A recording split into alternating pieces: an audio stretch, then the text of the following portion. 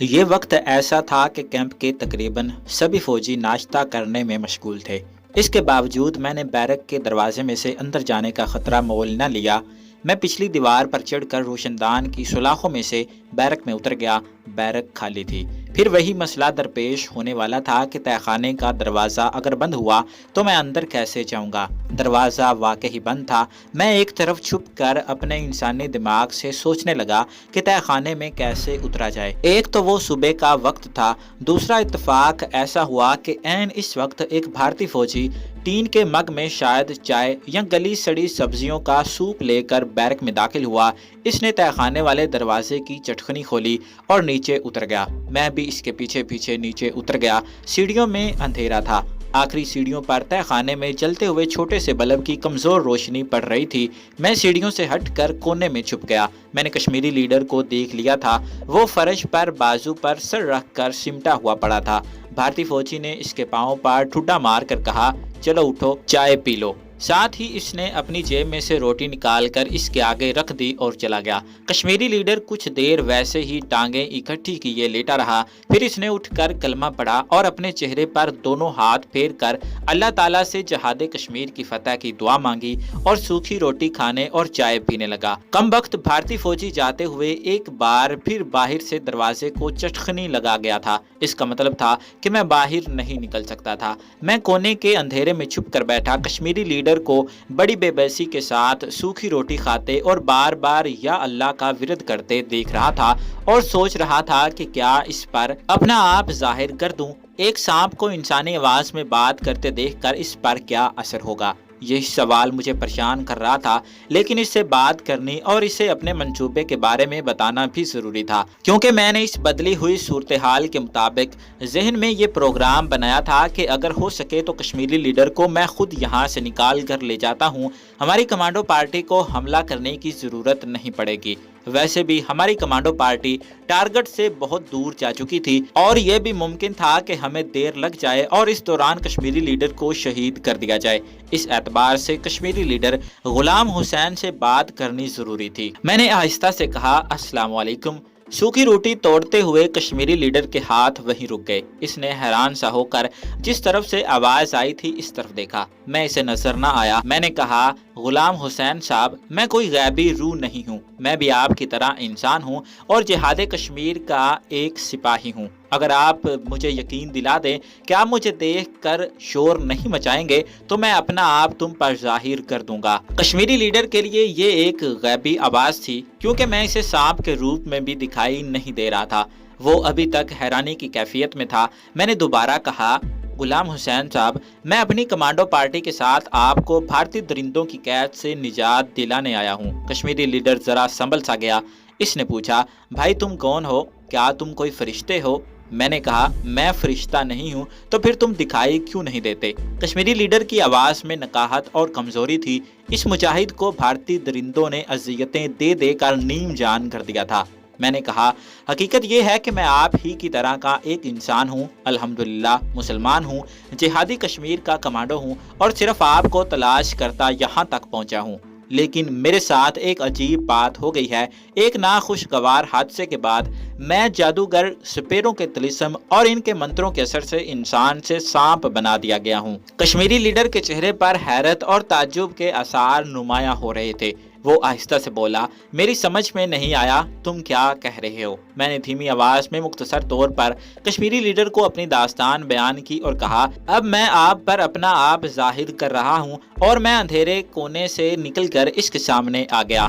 Kashmiri leader نے ہاتھ میں پکڑی ہوئی سوکھی روٹی وہیں رکھ دی اور ذرا پیچھے ہٹ گیا۔ میں نے کہا، ڈرنے کی کوئی ضرورت نہیں ہے، میں تمہارا دوست ہوں اور جیسا کہ میں بتا چکا ہوں میرا نام کرمداد ہے اور جہاد کشمیر کا مجاہد ہوں۔ تھوڑی سی گفتگو کے بعد کشمیری لیڈر نے مجھے سانپ کے روپ میں ذہنی طور پر قبول کر لیا۔ ہم بڑی آہستہ آواز میں باتیں کر رہے تھے۔ میں نے کشمیری لیڈر سے کہا، میں آپ کو یہاں سے نکال کر لے جانا چاہتا ہوں۔ جنگل میں ہمارا ایک خفیہ ٹھکانہ ہے، آپ کو وہاں چھپا کر میں اپنے ساتھیوں کو اطلاع دینے جاؤں گا اور پھر ہم رات کے اندھیرے میں آپ کو بھوپال لے جائیں گے۔ کشمیری لیڈر نے کوئی جواب نہ دیا۔ وہ میری طرف بڑے غور سے دیکھ رہا تھا۔ میں نے آہستہ سے پوچھا، کیا تمہیں ابھی تک یقین نہیں آیا کہ میں انسان ہوں اور عارضی طور پر سانپ کی شکل اختیار کیے ہوئے ہوں؟ کشمیری لیڈر نے کہا، قربان جاؤں میں خدا کی قدرت کے، جو کچھ میں دیکھ رہا ہوں یہ میں نے زندگی میں پہلے کبھی نہیں دیکھا۔ بھائی مجھے یقین نہیں آ رہا، لیکن یقین کرنا ہی پڑے گا، لیکن مجھے یہاں سے نکال کر لے جانا اتنا آسان نہیں ہے۔ میں نے کشمیری لیڈر کو مختصر الفاظ میں سمجھا دیا تھا کہ ہماری کمانڈو پارٹی کا پلان کیا ہے۔ جب اس نے وہاں سے میرے ساتھ اکیلے فرار ہونے کی مشکلات کا ذکر کیا تو میں نے کہا، سانپ کی حیثیت سے مجھے کچھ ایسی سہولتیں حاصل ہیں جو ہماری کمانڈو پارٹی کو حاصل نہیں ہو سکتی، اس لیے مجھے یقین ہے کہ میں آپ کو یہاں سے نکال کر لے جاؤں گا، صرف ہمیں رات کا اندھیرا ہو جانے کا انتظار کرنا ہوگا۔ تم مجھے یہ بتا دو کہ کیا رات کے وقت یہاں کوئی سنتری تمہارے لیے کچھ لے کر آتا ہے؟ اس نے کہا، ہاں ایک سنتری سوکھی روٹی اور چائے کا مگ لے کر آتا ہے۔ میں نے کہا، تم نے یہ بتا کر میرا کام آسان کر دیا ہے، کیونکہ ہم میں سے کوئی بھی دروازے کے باہر لگی چٹکنی نہیں کھول سکتا۔ یہ کام رات کو آنے والا سنتری کرے گا اور وہی وقت ہمارے فرار کا ہوگا۔ کشمیری لیڈر کو ابھی تک میری باتوں پر یقین نہیں آ رہا تھا، اس کا چہرہ بتا رہا تھا کہ اسے میرے پلان کی کامیابی پر شک ہے۔ میں نے کہا، سنتری باہر سے دروازے کو چٹکنی لگا گیا ہے، میں نے دیکھ لیا ہے کہ دروازے میں کوئی درز یا سوراخ نہیں ہے کہ جہاں سے میں باہر نکل سکوں۔ ویسے بھی مجھے اکیلا یہاں سے نہیں نکلنا، تمہیں ساتھ لے کر جانا ہے، اور اس کے لیے دروازے کی چٹکنی کا باہر سے کھلنا ضروری ہے، اور یہ کام رات کو باہر سے آنے والا سنتری ہی کر سکتا ہے۔ ہمیں رات پڑنے کا انتظار کرنا ہوگا۔ کشمیری لیڈر آہستہ آہستہ سوکھی روٹی کھا رہا تھا۔ اس نے ٹین کا مگ خالی کر کے ایک طرف رکھ دیا اور ہاتھ اٹھا کر اللہ کا شکر ادا کیا، اپنے چہرے پر دونوں ہاتھ پھیرے اور وہیں لیٹے ہوئے بولا، کمزوری کی وجہ سے میں زیادہ دیر بیٹھ نہیں سکتا۔ میں نے کہا، تم بے شک آرام کرو، میں کونے میں چھپ جاتا ہوں، اور میں ٹارچر سیل کے کونے میں چھپ کر بیٹھ گیا۔ اوپر بیرک میں فوجیوں کی آوازیں آنے لگی۔ کشمیری لیڈر تو اسی طرح فرش پر پڑا رہا، مگر میں ہوشیار ہو گیا۔ مجھے معلوم تھا کہ میں سٹریچر والے ٹارچر سیل میں ایک بھارتی سپاہی کو ڈس کر آیا ہوں، اور ان لوگوں کو اس کی لاش کا علم ہو گیا ہوگا، اور بہت ممکن ہے کہ وہ سانپ کو مارنے کے لیے اسے ادھر ادھر تلاش کر رہے ہوں گے، کیونکہ بھارتی سپاہی کی لاش سے صاف ظاہر ہو رہا ہوگا کہ اسے سانپ نے کاٹا ہے۔ پچھلی سے پچھلی رات کو بھی میں نے 2 سپاہیوں کو ڈس کر ہلاک کیا تھا، اور ان کی لاشیں بھی کیمپ کے فوجیوں کو مل چکی تھیں۔ چنانچہ وہ اب یہ چاہتے ہوں گے کہ سانپ کہیں اسی جگہ بیرکوں میں کہیں چھپا ہوا ہے، اسے فوراً ہلاک کر دیا جائے تاکہ وہ کسی اور سپاہی کو نہ کاٹ لے۔ میرا اندازہ غلط نہیں تھا۔ 2 سپاہی دروازہ کھول کر سیڑھیاں اترنے لگے۔ میں تیزی سے دیوار پر چڑھ کر چھت کی کڑیوں میں ایک جگہ چھپ گیا۔ فوجی سپاہیوں نے اندر آ کر ادھر ادھر دیکھنا شروع کر دیا۔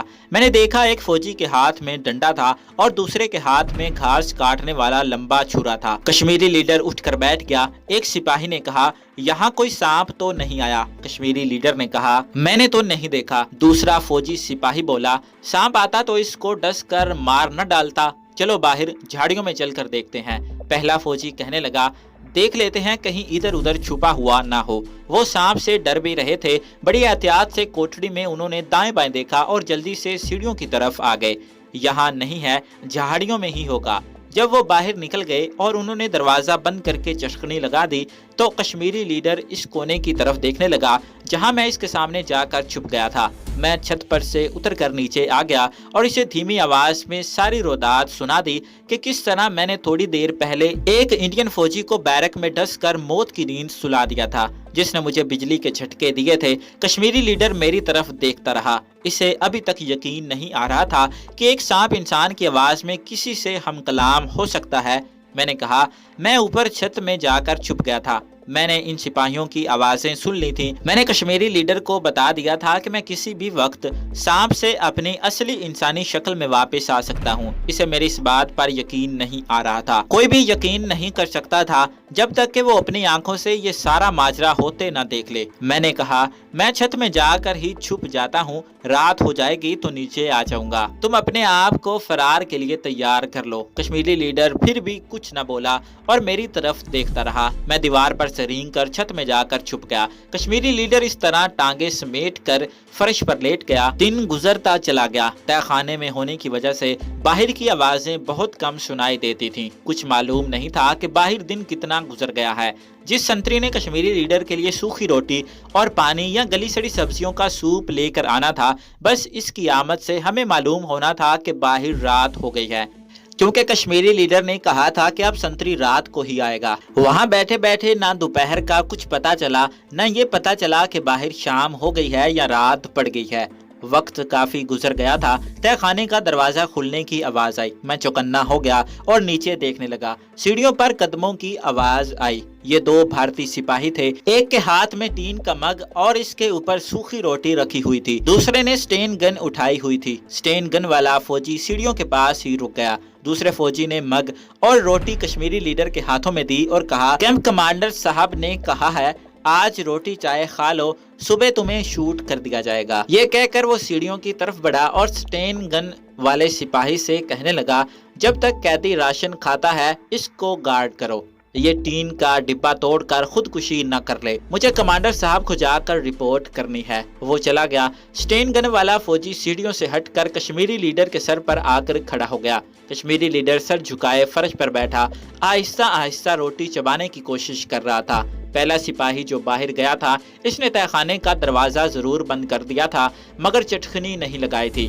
کیونکہ مجھے چٹکنی لگانے کی آواز نہیں آئی تھی۔ ضرور باہر رات ہو گئی تھی۔ اب مجھے اپنا کمانڈو آپریشن شروع کرنا تھا۔ وقت زیادہ نہیں تھا۔ میں نے چھت کی کڑیوں میں سے انڈین فوجی کو دیکھا۔ پہلے تو وہ کشمیری لیڈر کے ارد گرد ٹہلتا رہا، پھر اس کے بالکل سامنے آ کر کھڑا ہو گیا اور اسے غور سے دیکھنا شروع کر دیا۔ میں چاہتا تھا کہ وہ پوزیشن میں آ جائے۔ میں چھت کی کڑیوں میں سے رینگ کر اس کے عقب میں دیوار کے پاس آ گیا، پھر بڑے آرام سے رینگتا ہوا دیوار سے اتر کر فرش پر آ گیا۔ میں نے ٹارگٹ پر حملے کا سارا نقشہ ذہن میں بنا لیا ہوا تھا۔ میں بھارتی سپاہی کی طرف اس کے عقب میں آگے بڑھا۔ وہ اسی طرح سٹین گن ہاتھ میں لیے کھڑا کشمیری لیڈر کو دیکھ رہا تھا۔ کہنے لگا، کیوں دوسروں کی خاطر اپنی جان گواتے ہو؟ صبح صبح تمہیں گولی مار دی جائے گی۔ کیمپ کمانڈر کو اپنے ساتھیوں کے نام پتے بتا دو، نہیں تو مجھے ہی بتا دو، تمہاری جان بچ جائے گی۔ کشمیری لیڈر نے کوئی جواب نہ دیا اور آہستہ آہستہ روٹی چبا کر نگلنے کی کوشش کرتا رہا۔ پھر وہ چائے پینے لگا۔ اس دوران میں فرش پر رینگتا ہوا بھارتی سپاہی کے فوجی بوٹوں کے پاس آ گیا تھا۔ میں اسے پتلون کے اندر جا کر پنڈلی پر ڈسنا چاہتا تھا۔ میں اس کے بوٹوں پر چڑھ گیا۔ کشمیری لیڈر مجھے برابر دیکھ رہا تھا اور خاموش تھا۔ فوجی سپاہی کے بوٹ اتنے بھاری تھے کہ اسے سانپ کے چڑھنے اور رینگنے کا بالکل احساس نہ ہوا۔ آدھی پنڈلی خاکی رنگ کی موٹی جرابوں میں چھپی ہوئی تھی۔ یہ اونی جرابیں تھیں اور میرے دانت ان میں سے گزر کر فوجی کی پنڈلی میں کھپ سکتے تھے۔ میں نے ایک لمحہ بھی اب ضائع نہ کیا اور بجلی جیسی تیزی سے اس کی پنڈلی پر ڈس دیا۔ ڈسا بھی اتنی شدت سے کہ ضرورت سے زیادہ زہر اس کے خون میں شامل کر دیا۔ میں نے دیکھا کہ میرے زہر کا پہلا اثر یہ ہوتا تھا کہ آدمی کا سارا بدن سن ہو جاتا تھا اور وہ اپنا توازن برقرار نہیں رکھ سکتا تھا۔ اس کے ساتھ ہی وہ گر پڑتا تھا اور اس کے ناک اور منہ سے خون جاری ہو جاتا تھا اور اس کے بعد جسم پھٹنے لگتا تھا۔ اس انڈین فوجی کے ساتھ بھی ایسا ہی ہوا۔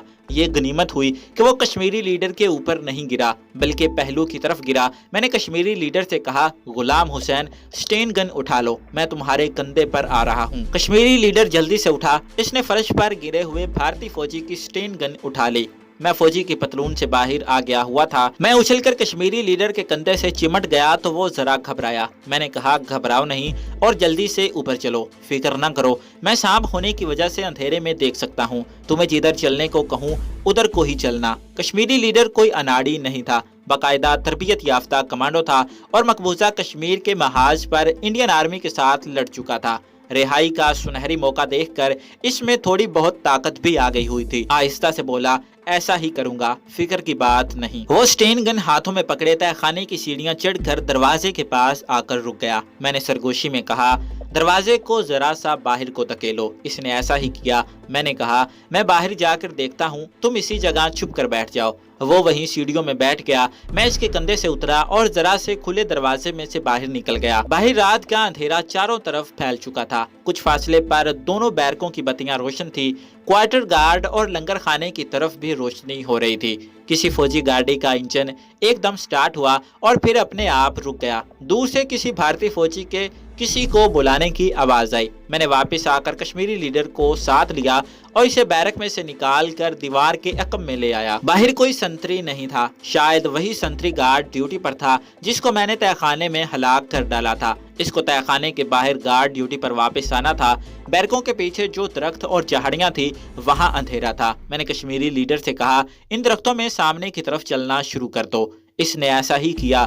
وہ سٹین گن پوزیشن میں کیے تجربہ کار سپاہیوں کی طرح جھک جھک کر قدم قدم چل رہا تھا۔ میں اسے اسی طرح چلتا ہوا خاردار تاروں والی دیوار کے پاس لے آیا۔ ظاہر ہے اس کے پاس تار کاٹنے والا کوئی اوزار نہیں تھا اور میں اسے خاردار باڑ میں سے نہیں نکال سکتا تھا۔ میرا ٹارگٹ فوجی کیمپ کا گیٹ تھا، صرف اس گیٹ میں سے میں اسے باہر نکال سکتا تھا۔ وہاں سے باہر نکلنے کی دوسری کوئی جگہ نہیں تھی، کوئی راستہ نہیں تھا، اور اس فوجی کیمپ کے گیٹ سے ایک خطرناک زیر حراست کشمیری مجاہد کا نکل کر جانا کوئی آسان کام نہیں تھا۔ ہر قدم پر اس کی موت کا خطرہ تھا، یہ میں دیکھ چکا تھا، اور ہمیں ریکی کے دوران معلوم ہو چکا تھا کہ اس فوجی کیمپ میں رات کو صرف ایک سنتری پہرا دیتا ہے۔ اس کی وجہ یہ تھی کہ یہ کوئی باقاعدہ فوجی کیمپ نہیں تھا، یہ ایک بھارتی فوجی ٹارچر سیل تھا جس کی حفاظت اور ملٹری انٹیلیجنس کی طرف سے انٹروگیشن اور ٹارچر کے عمل کو جاری رکھنے کے لیے بونا ہارس کی ایک انڈین پلاٹون تعینات کی ہوئی تھی۔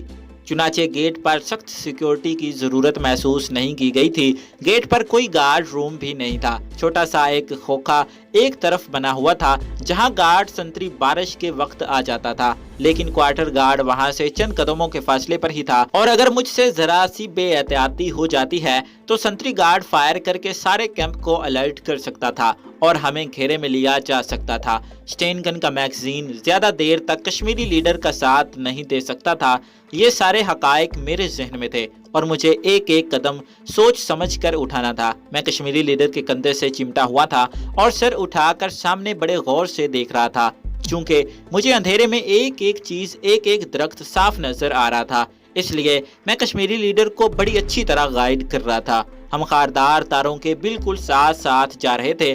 کشمیری لیڈر جھک کر چل رہا تھا۔ کیمپ کے گیٹ کے قریب پہنچ کر میں نے کشمیری لیڈر سے کہا، یہاں جہاڑیوں میں بیٹھ جاؤ، میں آگے جا کر دیکھتا ہوں، کچھ بھی ہو جائے فائر مت کرنا۔ میں خاردار تاروں کے ساتھ ساتھ رینگتا گیٹ کے پاس آ گیا۔ مجھے کوئی اتنی جلدی نہیں دیکھ سکتا تھا۔ گارڈ ڈیوٹی پر جو سنتری تھا وہ بند گیٹ کے آگے ٹہل رہا تھا۔ یہ گیٹ زمین سے 3-4 فٹ اونچا تھا اور بانسوں کو آڑے ترچھے لگا کر بنایا گیا تھا۔ یہ کوئی باقاعدہ دروازہ نہیں تھا، محض رکاوٹ کے طور پر لگایا گیا تھا۔ چاروں طرف میں نے نگاہیں دوڑائیں، صرف کوارٹر گارڈ کے پاس 2 فوجی کھڑے باتیں کر رہے تھے۔ میں ان کے وہاں سے جانے کا انتظار کرنے لگا۔ تھوڑی دیر بعد وہ بیرکوں کی طرف چل دیے۔ اب میری ساری توجہ گیٹ کے سنتری کی طرف تھی۔ میں اس کو بڑے غور سے دیکھ رہا تھا۔ یہ میرا ٹارگٹ تھا جس پر مجھے حملہ کرنا تھا، وہ کسی جگہ رکتا نہیں تھا۔